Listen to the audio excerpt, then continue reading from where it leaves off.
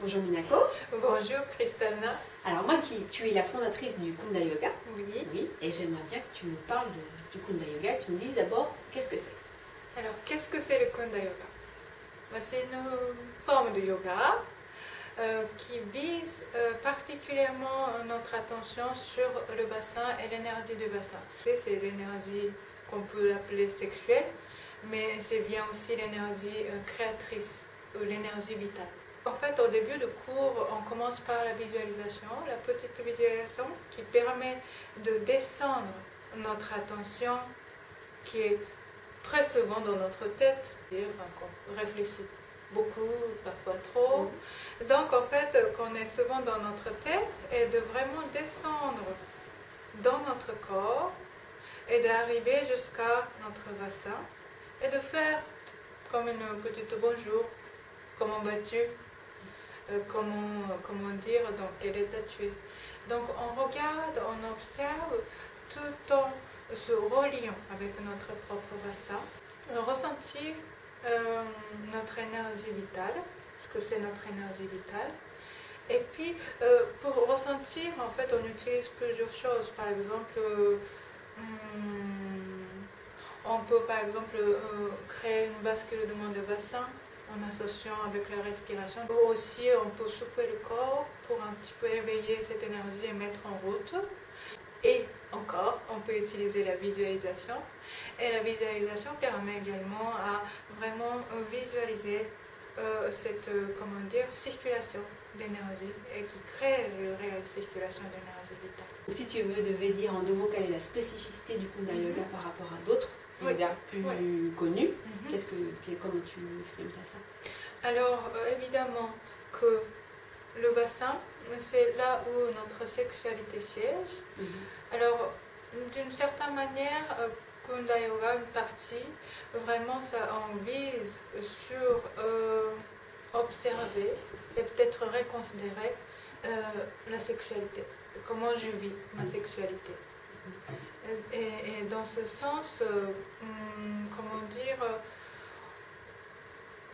on vise à, bien sûr, améliorer ou approfondir notre jouissance et aussi réapproprier notre propre rythme pendant qu'on fait l'amour. Ça fait partie des choses. Donc, la sexualité pour le Kunda Yoga, ça n'est qu'une porte d'entrée. Quand je parle de l'énergie sexuelle, c'est l'énergie créatrice et l'énergie vitale. Donc ça dépend comment c'est utilisé cette énergie. C'est très bien être l'énergie qu'on peut se consacrer pour le travail. Donc ça peut être utilisé s'il est canalisé au niveau du cœur, c'est l'énergie de l'amour. Et que si c'est canalisé jusqu'à la tête, alors ça peut être l'énergie de notre sagesse intérieure. Donc le Kunda Yoga n'est pas uniquement centré sur l'énergie sexuelle, n'est pas certains pourraient dire, est-ce que c'est le yoga de la sexualité? Ça va au-delà? Tout à fait. C'est un aspect, pour moi, c'est important aujourd'hui comment chaque personne vive mieux sa sexualité pour bien-être global. C'est comme je dis, c'est une des portes d'entrée et qu'on vise, on tend vers quelque chose de plus vaste, c'est-à-dire que la réconciliation avec soi-même vient à la rencontre avec notre profondeur, notre essence universelle. Mais comme dans toutes les formes de yoga, le yoga c'est l'union. C'est le lien entre soi et l'univers. Oui, par exemple, on peut dire c'est le lien entre soi et l'univers, c'est le lien entre soi et le soi, authentique ou le soi profond. Dans ce sens, on vise, oui, c'est vrai que sur la sexualité, et ça tend, donc ce qui est derrière, c'est vraiment la véritable rencontre avec soi. Quelqu'un qui vient à un cours de Kunda Yoga, qu'est-ce qu'il peut espérer développer dans son quotidien, mais aussi peut-être dans son développement personnel, et peut-être à court terme ou à long terme? La première chose que beaucoup de personnes partagent le lendemain ou la semaine après de son premier cours, c'est qu'on me dise « Waouh, j'avais vraiment beaucoup d'énergie après ». c'est-à-dire qu'ils se ressentent revitalisés, dynamisés. Certaines personnes me disent « Ah, j'avais beaucoup la pêche ». Voilà, ça c'est une chose parce qu'on vraiment on stimule et on recharge l'énergie et puis on fait circuler, donc il y a la fluidité.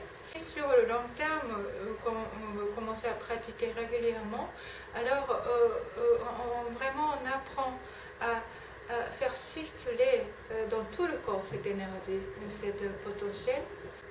Ça amènerait, comme j'ai dit, vraiment à reconnaître et ressentir notre propre profondeur, comme il y a une sorte de révélation.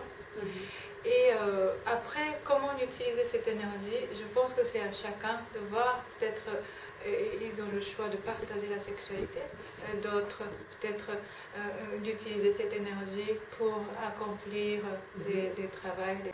Dans la relation peut-être en couple, avec le partenaire, mais aussi peut-être la relation avec n'importe quelle, ça peut être la relation avec son travail, etc. C'est que, en fait, une fois qu'on établit cette circulation énergétique, il y a comme une sorte de sensation de plénitude, autosuffisance. Donc à ce moment-là, on crée notre relation, non pas à partir de manque pour nous combler de l'autre, mais vraiment, en fait, ça serait comme plutôt un élan de partager ma propre plénitude avec l'autre. Ça donne envie, hein? Ah oui. Le Kunda Yoga s'adresse aussi bien aux hommes qu'aux femmes.